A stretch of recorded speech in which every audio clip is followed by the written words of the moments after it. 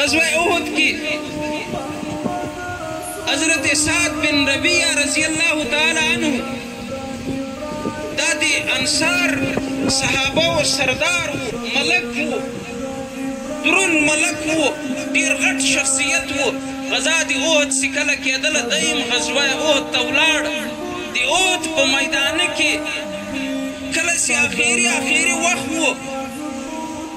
تقریبا شپېته اویا کسان مسلمانان شهیدان شو دا هغه غزا ده چې د موږ او د تاسې د خوږ پیغمبر امام الانبیا حضرت محمد رسول الله صلی الله علیه وسلم غاښونه مبارک شهیدان شوي دي پکې دا هغه غزا ده چې د رسول الله صلی الله علیه وسلم تر مبارک حضرت حمزه رضی الله تعالی عنه د شهیدانو سردار چې د هغو غوږ پزه تر دې پورې چې زړه یې جن راوکاږو د دوی مسله وکړه دا هغه غزا ده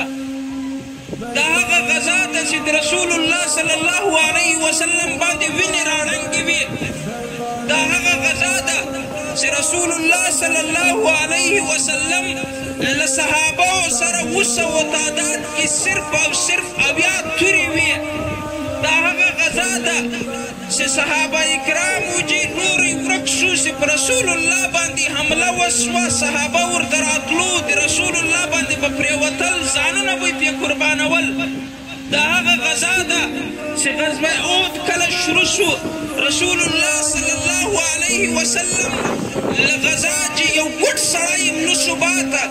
حضرت عمر بن جموح خپله قرباني ورکړه د اطلاع یې نه سوی خو ده وویل چې رسول الله تللی ده زه به یې غجې ته ځان رسوم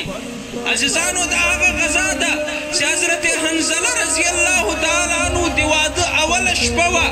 ده ناو یې پرېښوله دی ولاړ غزا کې شریک سویه او الله تعالی د شهادت مرګ ورته نصیب کړی زه په دا خپله خبره باندې یوه دوه درې دلیلونه درکول غواړم چې صحابه کرامو د دین خلاصه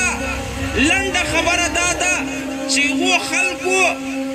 ځان اولاد مال د دین دپاره هغه کړی و ده ورنه و چې قرآن او حدیث او ملا به یې د خپلې رضا دپاره استعمالوئ نن چې په حاجي صاحب باندې د حاجي صاحب مزاج مطابق یو ملا وغیږي په حاجي صاحب باندې هغه ملا بیا ډېر ګران که چیرې د حاجي صاحب د مزاج خلاف ملا وغیږي بیا هغه ملا خوښي عزیزانو د احد غزا و حضرت سعد رضی الله تعالی عنه د انصارو سردار وی داسې یې کله د غزا آخري وخت ویه رسول الله صلی الله علیه وسلم قربان سم باندې غږ وکویه سعد وګورئ سعد چیرې ده د زړکدن شګلۍ یاوې رسول الله ورته وویل سعد وګورئ سعد چیرې ده سعد داسې ورشئ د ما سلام ورکړئ ګران پیغمبر سلام ورولله ویه زه په دا شهداو کې په دا مړو کې ګرځېدمه سعد ګورمه یو ځای یو شپږ کافران مردار پراته وو سعد هم پروت ویه ما صاحب سعد رضی الله تعالی عنه باندې سترګې ولګېدې سعد اخري د زړکدن شګلۍ وې زه ورته رالم سعد ته مې سلام ور واچاو ورته ومې ویل ای سعده تا ته د دواړو جهانو سردار امام الانبیا حضرت محمد رسول الله سلام را لګلی ده دی د زخمي شیر غوندې وښورېدوی د سلام قدر یې کوی عزت یې کوی راپورته کېدوی ښه نه سوی راپورته کېدی اتې سلام ور بیا کویه سعد چې اخري کومه خبره کړې ده وایر و ایمان پرې تازه کوي په دغه کې د موږ دپاره سبق ده چې صحابه کرامو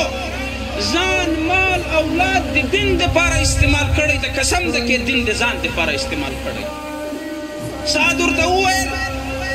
چې په رسول الله باندې د امام سلام یایا ورته وبیایې چې سعد ویل قسم ده د ما د زړکدن شګلۍ دی خو قسم ده زه د جنت خوشبویي اوس هم ما ته راځي زه پیپیزم زه د جنت خوشبویي بویوم او بل پیغام مې قوم ته ده